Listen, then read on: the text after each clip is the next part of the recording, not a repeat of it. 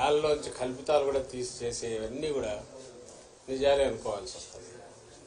నిన్న అసలు జరిగినప్పటి నుంచే వాళ్ళు సర్దుకొని గుమ్మడికాయ దొంగ ఉంటే ఇంకా భుజాలు అప్పుడే భుజాలు తడుక్కోవడం, దొంగ నడుచుకుంటా పరిగెత్తుకుంటా పోయి తప్పించుకోవాలని చూడడం, క్లాసిక్ కేసులు ఏమైనా ఉంటాయంటే వీళ్ళే చేసేది. ఇప్పుడు ఈ డ్రగ్స్కు సంబంధించినంత వరకు వచ్చి పడింది అక్కడికి వైజాగ్లో ఒక భారీ సినిమా తరహాలో సినిమా పక్కిలో అది బయటకు వచ్చింది, పట్టుబడింది. సిబిఐ సెంట్రల్ గవర్నమెంట్ చెందిన సిబిఐ దాన్ని పట్టుకుంది. ఓ పక్క అది జరుగుతుంటే అసలు వీళ్ళు పెట్టి వాళ్ళు చేస్తున్న ఆరోపణలు పైత్యం ఎక్కడికి పోతుందంటే, సరే సోషల్ మీడియాలో ఎవడో కింద లేయర్లలో ఉండేవాళ్ళు ఏదో చేస్తే ఉంటే పార్టీ అధ్యక్షుడు, ఆ పార్టీ వాళ్ళు పెట్టిన జాతీయ ప్రధాన కార్యదర్శి అతని కొడుకు లోకేష్, వాళ్ళు కూడా ట్వీట్లు పెట్టడం. అసలు చంద్రబాబు నాయుడు ఆయన ముఖ్యమంత్రిగా పనిచేశాడు రాష్ట్రానికి, ఇంతకుముందు చేశాడు, ఈ రాష్ట్రానికి మళ్ళీ కావాలని పగటికెళ్ళాలి అంటున్నాడు. అతని కొడుకు ఫ్యూచర్లో ఎప్పుడన్నా అయిపోతానేమో అతను పగటికెళ్ళాలి అంటున్నాడు. ఆ బుద్ధి అన్నా ఉండాలి, కొంత ఇంగితం ఉండాలి కదా. ఏం మాట్లాడుతున్నాము, ఏ స్థాయి వ్యక్తులము, మాట్లాడే ముందు మా స్థాయి కన్నా ఇది సరిపోతుందా, ఫ్యాక్ట్స్ ఏంటి, ఫ్యాక్ట్స్ లేదు మాట్లాడకూడదు అనే కనీస జ్ఞానం, కనీసం ఇంగితం అన్నా ఉండాలిగా. ఇప్పుడు దానికి రిప్లై మేము ఎక్స్ప్లెనేషన్ లాగా ఇచ్చుకోవాలి. ఇప్పుడు అలా జరిగిండేది ఒక అసలు నిజంగా అది దేశంలోకి వచ్చింటే భయంకరంగా ఉండేది. లక్కీగా ఇంటి రావడము పట్టుకోవడం అనేది ఒక పెద్ద రిలీఫ్ స్టేట్కే కాదు దేశానికి కూడా. అంత భారీ ఎత్తున వచ్చిందంటే అది ఎక్కడికి టార్గెట్ పెట్టుకున్నారో ఎవరు పెట్టుకున్నారో అని అనుకుంటే ఇప్పుడు వీళ్ళే అరిచే అరుపులు చూస్తుంటే వీళ్ళే ఉన్నారేమో అనిపిస్తుంది. అట్లాగా కంపెనీల్లో ఎవరున్నారని తెలిస్తే అంతా ఈ కుటుంబాల దగ్గరగా ఉండేవాళ్ళు, బంధువులు. సాక్షాత్తు ఈమె చంద్రబాబు నాయుడు వదిన, ఇప్పుడు BJP state president Purandeswari, NT Rama Rao గారి కుమార్తె, ఆమె కొడుకు ఒక కంపెనీ దాంట్లో కంపెనీలో ఉన్నాడు. ఆమె వియ్యంకుడు ఆ కంపెనీలోనే పార్ట్నర్ అంటున్నారు. వాళ్ళు ప్రమోట్ చేసిన కంపెనీనే తర్వాత డివైడ్ అయ్యింది, ఒక్కొక్కరు ఒక యాక్టివిటీ చూసుకుంటున్నారు. బయటకు వచ్చి మేము అటాక్ చేసి వీడు సంజయ్ శివార్ వాళ్ళు టీడీపీ వాళ్ళు అట్లాంటి వాళ్ళు ఉల్టా ముందే అందుకొని హడావుడిగా రాత్రి నుంచి పొద్దున్న నుంచి ఉదరగొడుతున్నారు.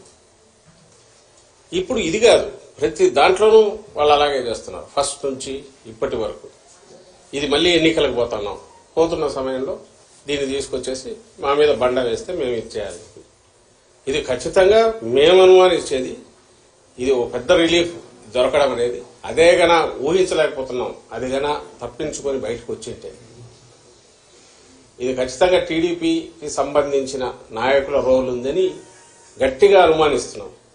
మామూలుగా అయితే రిలీఫ్ ఫీల్ అయ్యేవాళ్ళం. అయితే వాళ్ళ ఉలికిపాటు చూస్తుంటే, వాళ్ళు దాన్ని తెచ్చి మా మీద వేయాలని చూస్తుంటే, ప్రభుత్వం మీద వేయాలని చూస్తుంటే, వైఎస్ఆర్ కాంగ్రెస్ పార్టీ మీద నింద వేయాలని చూస్తుంటే ఇప్పుడు అనిపిస్తుంది వీళ్ళు తప్పించుకోవడానికే మా మీద నింద వేస్తున్నారని.